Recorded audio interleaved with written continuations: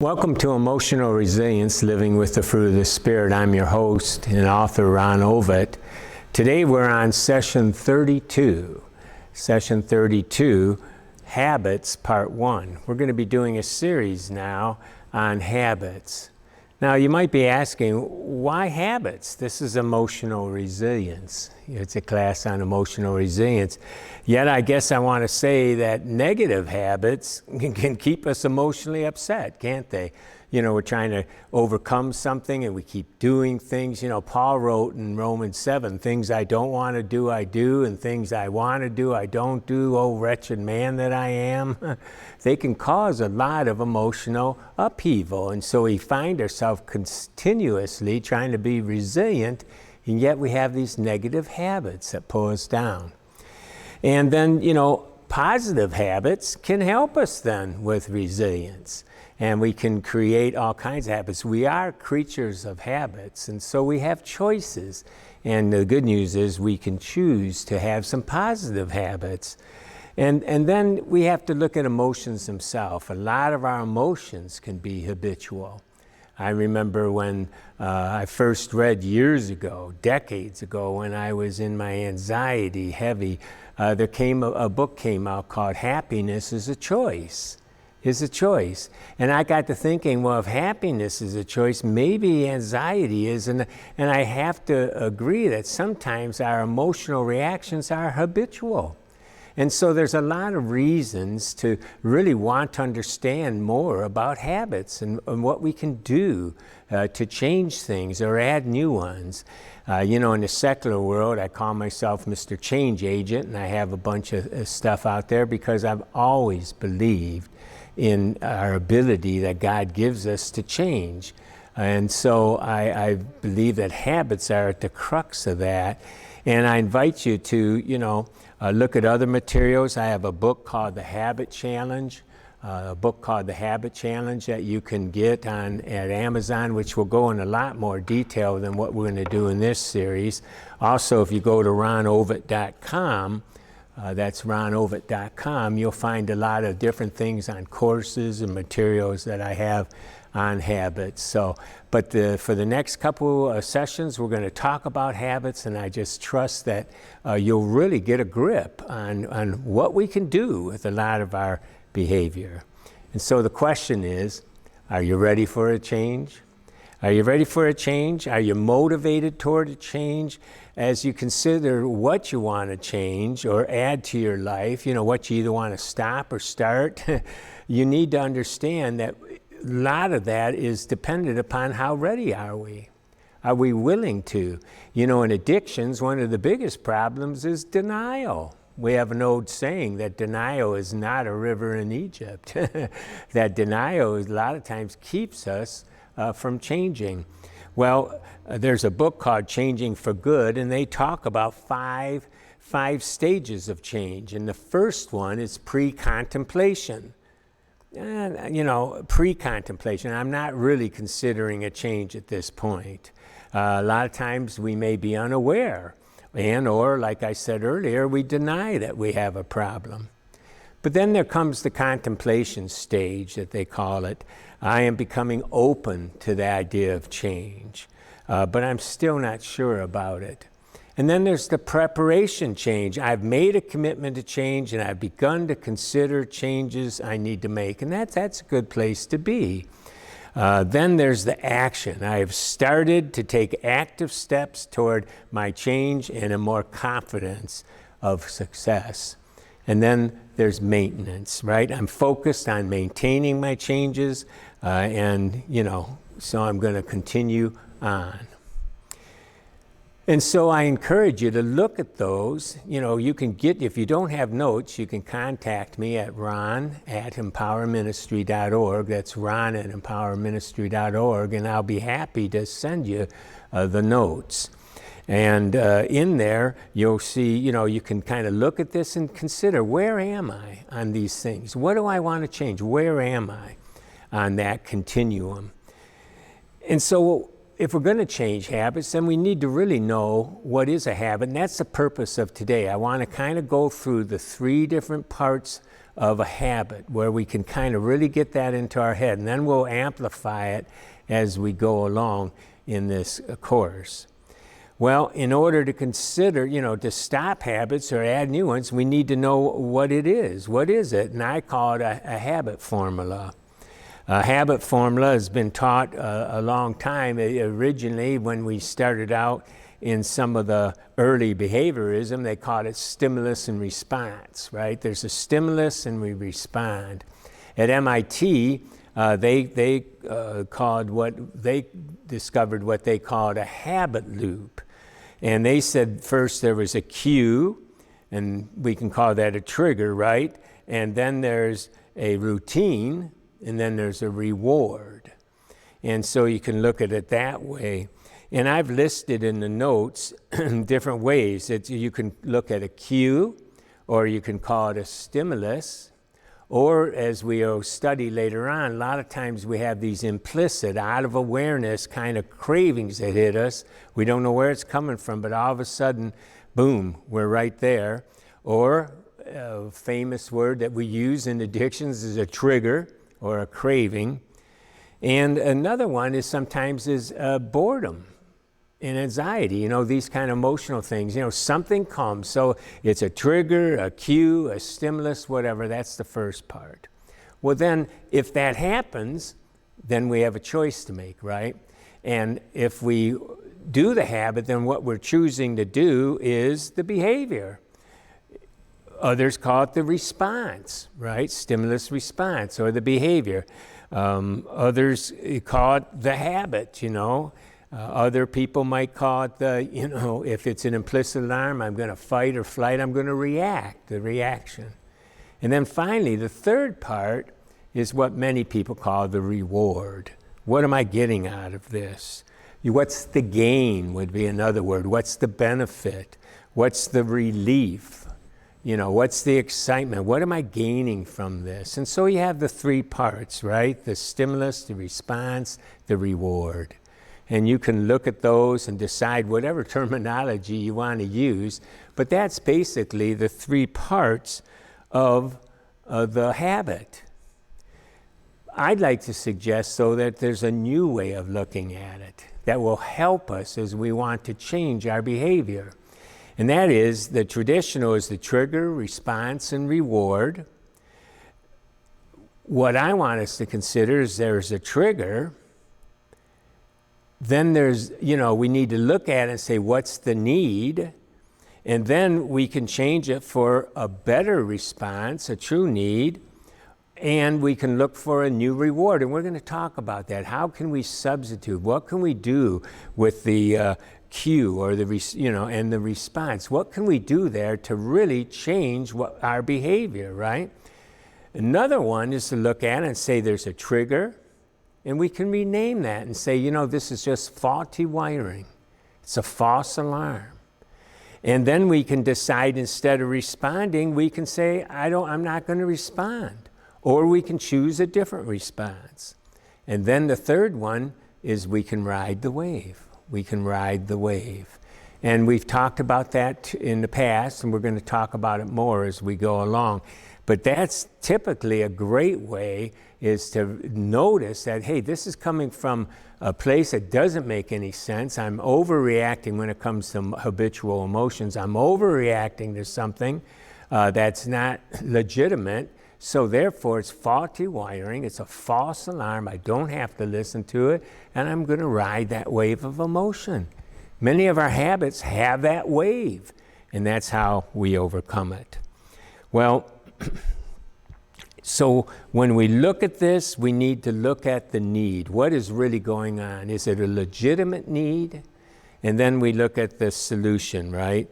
And the better thing is, let's look for, satisfaction rather than just a response, right? Rather than just some kind of thing that we're getting from it. So let's look deeper at the 3 parts. First, there's the cue. Now we can call it trigger, right? Stimulus, craving, all those. Well, it can be almost anything. It can be something visual, It could be a place, a time of day, an emotional feeling, a series of thoughts that come, perhaps just into our head out of nowhere. It can be a people, right? It can be a certain person, a way they look at us, a physical sensation. It could be a song, an event. You get the picture. All kinds of things can trigger us because what? It's about associations.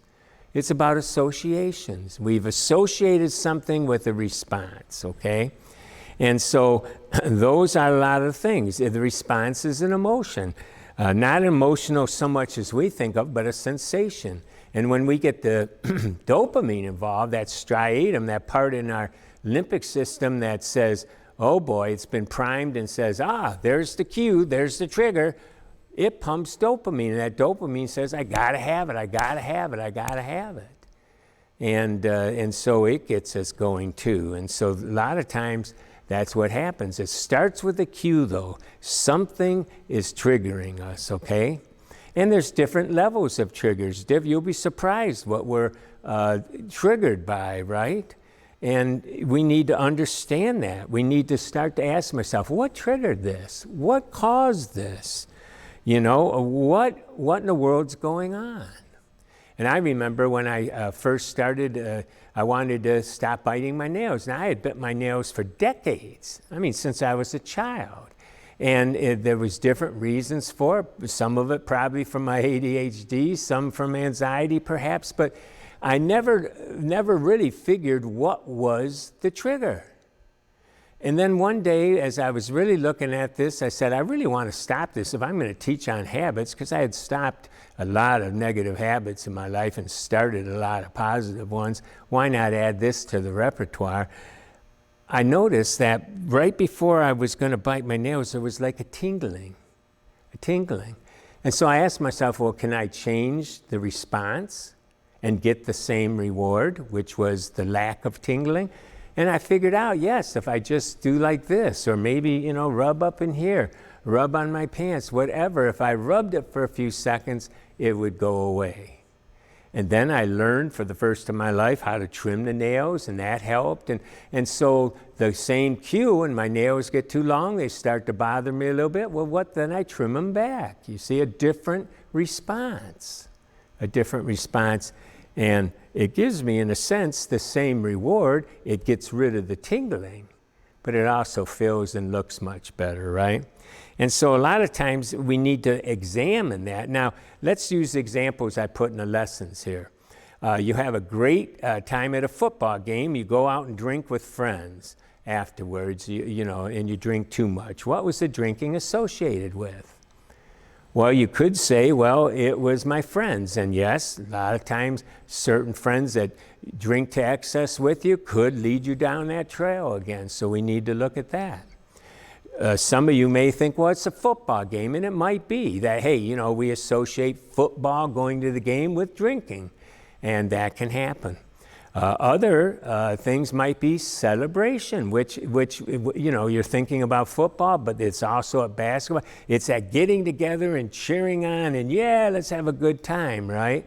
And that could be the trigger. And so you need to look. There could be different things, and you need to ask yourself, what can I do differently? What can I do differently and still have a great time? It could be another one is you had a good afternoon, nothing to do, right? And all of a sudden you take advantage and man, you decide you're going to eat the pastries, the pie, the thing that you were really trying. You said you're not doing no more sugar, and man, all of a sudden, bam, here it comes. Well, you could say, well, it was a good afternoon. And so I associated that with good food. And in a sense, that would be like a celebration. Let's celebrate. It's a great day. Let's have a big piece of pie. And now I'm not saying a piece of pie is wrong, but if that's something you decided to stop, well, then it's a trigger, right? Or you could say it was the boredom. And boredom can be a big one. And I've explained a lot in this little paper today, a little bit about boredom. And boredom can be a kryptonite. For a person with ADHD, it can really be a kryptonite and can cause us all kinds of problems, right? And so there's a boredom that sets in. It's like a feeling of being empty or frustrated, anxious, a feeling of disinterest in something. And it can happen a lot of times when we've been used to high energy, and now that energy has nowhere to go. It can happen when we're frustrated, right? We're unclear on what to do or how to do something. It can creep in when we're having a hard time focusing on what is at hand. It can also be the result of not being able to address the feelings or thoughts that we're having. Boredom can be a result of a short attention span, of feeling nervousness or frustration. And, there's different physical reasons as well. Poor nutrition doesn't help if we're not sleeping enough, not enough mental stimulation, lack of different approaches to a routine that we're doing, anxiety blocking choices. There's a lot of things. And, if we're going to look at habits, sometimes we need to look at boredom and say, what can I do? What's going on here? And go over the notes. I encourage you to read the notes, underline. If you don't have them, write me at ron@empowerministry.org, ron@empowerministry.org, and I'll be happy to send them to you.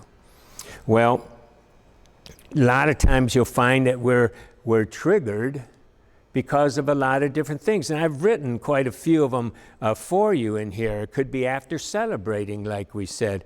It could be after getting some bills in the mail and all of a sudden we're triggered.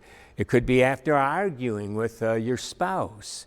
It could be after I feel bad about something I did. And, a lot of these things can trigger negative behaviors. Being yelled at or getting in trouble. It could also be, like we said, celebration. It could be, boy, let's go celebrate, and all of a sudden we're doing certain habits. So I encourage you to look at those and ask yourself, are any of these things, when I'm looking at changing a habit, are any of these things triggers that are associated with the habit that I'm going to change? If so, then we need to look at the cues and say, okay, how are we going to do different reactions? How are we going to do different reactions? And so I put in here another page where you can look at the places. Are certain places that trigger you? If so, what can you do? What can you do about that? And I put people, a list of people. And what can you do with that? And then things and thoughts and emotions. So first of all, take the sheet that I've put in there and list what are some of the triggers. And then the second part, right, the triggers, the second part is the response and the routine or the reaction, right, that we've been doing. And you want to replace your response. Sometimes you want to just say, I'm not going to do it, and you ride the wave. But you're responding differently. That's the cue here. You're responding differently. And so you can now look at that same list, the places, the people, the things, the thoughts, the emotions, and what can you replace them with? What could I do instead? What can I do instead? And it's an exercise that you really need to take seriously. What habits are you going to want to change? Write that down. Pray over it. Think about it. What are some of the cues? When you think back and you look at some of your habits, what have been some of the things that have triggered it? If you don't know, pray about it. Ask God for wisdom. Ask some others. Really start to think about it. Write those down. And then ask yourself, how do I respond to that? How difficult is it not to respond that way? Then ask yourself, how can I respond differently? Is there a different response? Similar to what I said with the nails, right? Same thing when you want to get off of sugar. I've decided to get off of sugar, so I use sugar substitutes sometimes.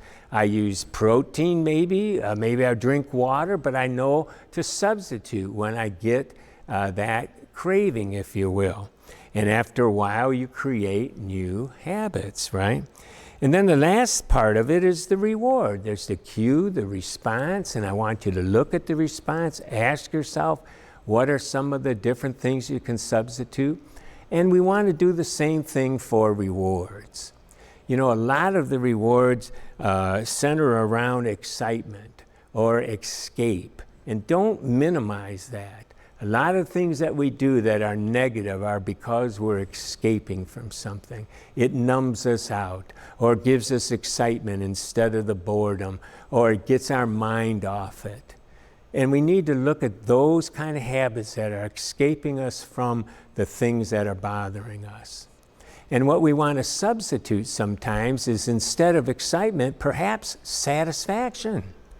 We can take that when we look at intimacy, right?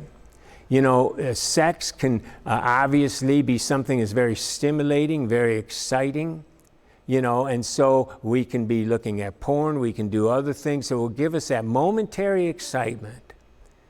But yet we can have a marriage where it's not just sexual excitement, but it's what? Intimacy. And it's satisfaction. You know, there's more to it. And so we have an intimate relationship with a partner. Well, a lot of habits are that way.